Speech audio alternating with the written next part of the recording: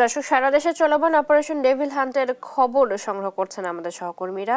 নোয়াখালী, সাভার ও খুলনা থেকে এই বিষয়ে জানতে যুক্ত হব সহকর্মী মাওলা সুজন, দেওয়ান ইমন ও নূর ইসলাম রকির সাথে। প্রথমে চলে যাচ্ছে নোয়াখালীতে। সুজন, এখনো পর্যন্ত কতজনকে আটক করা হয়েছে? সাধারণ মানুষ কি বলছেন এই বিষয়ে? যেমনটি বলছিলাম যে নোয়াখালীতে অপারেশন ডেভিল হান্টের কথা, আসলে গত 4 দিনে নোয়াখালীতে মাত্র 39 জনকে গ্রেপ্তার করতে সক্ষম হয়েছে যৌথ বাহিনী।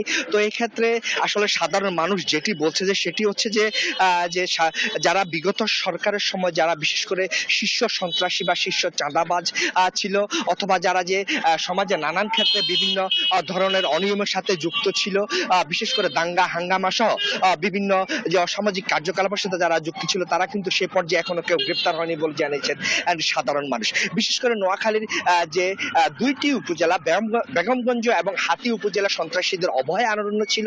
এই দুটি উপজেলার সন্ত্রাসীদের পদচারণা ছিল বেশি। একই সাথে যে যারা যে অস্ত্র বিশেষ করে যে প্রকাশ্য অস্ত্র নিয়ে ঘুরতো যারা, তারা এই দুটি উপজেলায় এটার প্রভাব বেশি ছিল।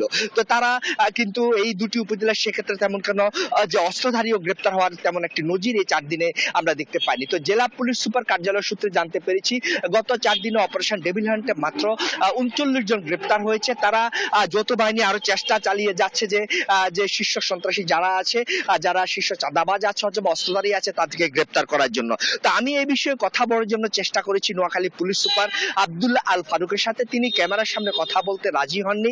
একই সাথে আমি চেষ্টা করেছি যে অপারেশন ডেভিল হান্টে জেলা সমন্বয়কারী যিনি জেলা প্রশাসক খন্দকার ইশতিয়াক আমাদের সাথে, তিনিও ক্যামেরার সাথে কথা বলতে রাজি হননি। তাই তাদের কোনো সাক্ষাৎকার আমি নিতে পারিনি। তবে তারা জানিয়েছেন যে এই ক্ষেত্রে যে অপারেশন ডেভিল হান্ট যেভাবে অব্যাহত রয়েছে, আগামী দিনেও সেটি অব্যাহত থাকবে এবং যারা শীর্ষ সন্ত্রাসী চাঁদাবাজ এবং সমাজে বিশৃঙ্খলাকারী ছিল, তাদেরকে খুব এই অভিযানে গ্রেপ্তার করা হবে বলে তারা জানিয়েছেন। তবে জেলা সুশীল সমাজ জানিয়েছে যে এই 4 দিনে কিন্তু তাদের যে শীর্ষ সন্ত্রাসী বা চাঁদাবাজ বলতে তারা বা অস্ত্রধারী বলতে যারা যেটা বুঝায়, সেটা কিন্তু আশানুরূপ নয় বলে জানিয়েছেন জেলা যে সুশীল সমাজ। অপরদিকে যে কোম্পানিগঞ্জ উপজেলার কথা একটু বলতে হয়। বিগত সরকার আমলে কোম্পানিগঞ্জ উপজেলা যে বাংলাদেশ আওয়ামী লীগের সাধারণ সম্পাদক সাবেক মন্ত্রী ওবায়দুল কাদেরের ছোট ভাই আব্দুল কাদের মির্জার ছত্র ছায়ায় একটি সন্ত্রাসী বাহিনী গড়ে উঠছে, যেটি হেলমেট বাহিনী নামে পরিচিত।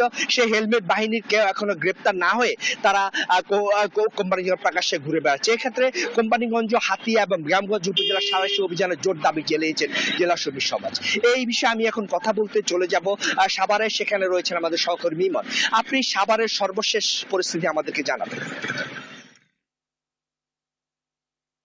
সুজন, আপনাকে ধন্যবাদ। আমি রয়েছি সাভারে এবং সাভারে যদি অপারেশন ডেভিল হান্টের খবর দিই, শুরুতেই বলতে হবে যে গত 48 ঘন্টায় কিন্তু সাভার এবং আশুলিয়ায় 2 থানা মিলিয়ে 20 জনকে গ্রেপ্তার করেছে প্রশাসন। তার মধ্যে 15 জনকে গ্রেপ্তার করা হয়েছে সাভার থানা থেকে এবং 5 জনকে গ্রেপ্তার করা হয়েছে আশুলিয়া থানা থেকে। গতকালকে কিন্তু সাভার সার্কেলে যিনি অতিরিক্ত পুলিশ সুপার রয়েছেন শাহিনুর কবির, তিনি কিন্তু আনুষ্ঠানিক প্রেস ব্রিফিং করে এই গ্রেপ্তারকৃতদের বিষয়ে নিশ্চিত করেছেন।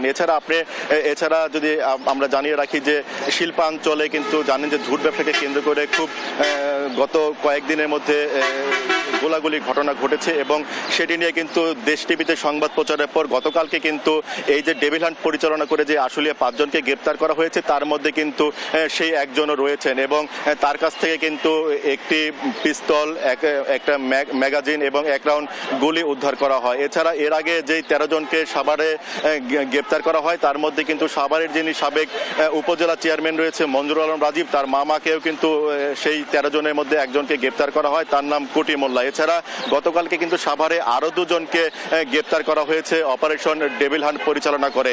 এটি যেহেতু শিল্পাঞ্চল, তাই শিল্পাঞ্চল যেই অস্থিতিশীল একটা পরিস্থিতি চলছিল, এখানকার মানুষ যে আতঙ্কিত ছিল, ডেভিল হান্ট পরিচালনার মধ্য দিয়ে এই যে 20 জনকে গত 48 ঘন্টায় গ্রেপ্তারের মধ্য দিয়ে কিন্তু কিছুটা হলেও স্বস্তি ফিরেছে এই শিল্পাঞ্চলে। এখানকার মানুষজন বলছে যে এই ধরনের বিশৃঙ্খলা, অর্থাৎ শিল্পাঞ্চলে শান্তি শৃঙ্খলা বজায় রাখতে এই ধরনের অভিযান যদি অব্যাহত থাকে, তাহলে কিন্তু এই যে শিল্পাঞ্চলের পরিস্থিতি স্থিতিশীল থাকবে। তো এই ছিল আমার কাছে সাভারের ডেভিল হান্ট অভিযানের খবর।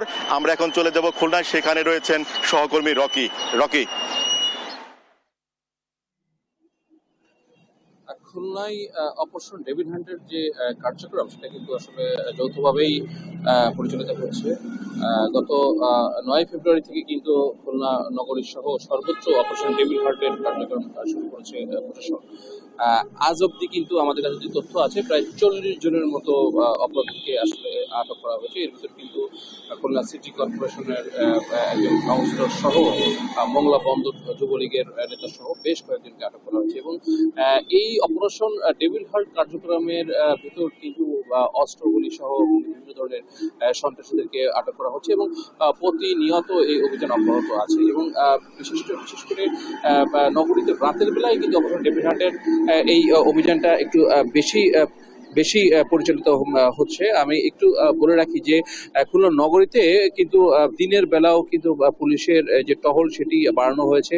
আমরা কিন্তু সেনাবাহিনীর টহলও আসলে দেখতে পেয়েছি, পাশাপাশি নৌবাহিনীও কিন্তু মাঠে আছে এবং যৌথভাবে খুলনা মেট্রোপলিটন পুলিশের যে সূত্র আমাদেরকে জানিয়েছে যে যৌথভাবেই তারা অপারেশন ডেভিড হান্টের যে কার্যক্রম তারা পরিচালিত করছে এবং গত ২-১ দিনের ভিতর তারা নগরীর সোনারডাঙ্গা এরিয়া সহ সদর থানা এরিয়া সহ বিভিন্ন জায়গায় কিন্তু আসলে অপারেশন ডেভিড হান্টের কার্যক্রম পরিচালিত করছে এবং এখান থেকে তারা বিশেষ করে আবাসিক যে হোটেলগুলো আছে খুলনাতে এই আবাসিক হোটেলগুলোতে কিন্তু আপনার সন্ত্রাসীদের একটা আবাসস্থল এবং সেখানে কিন্তু তারা বেশ কয়েকজনকে সন্ত্রাসীকে আটক করতে পেরেছে এবং একটু বলে রাখি যে সম্প্রতি যেই খুলনার কয়েকজন চিহ্নিত সন্ত্রাসীকে আটক করা হয়েছে এদের অবস্থান ছিল কিন্তু এই আবাসিক হোটেলগুলোতে। এই জন্য পুলিশ প্রশাসন কিন্তু আবাসিক হোটেল সহ যে আপনার যে আবাসিক এরিয়াগুলো আছে এখানে কিন্তু বেশ জোরদার দিয়ে অভিযান করছে।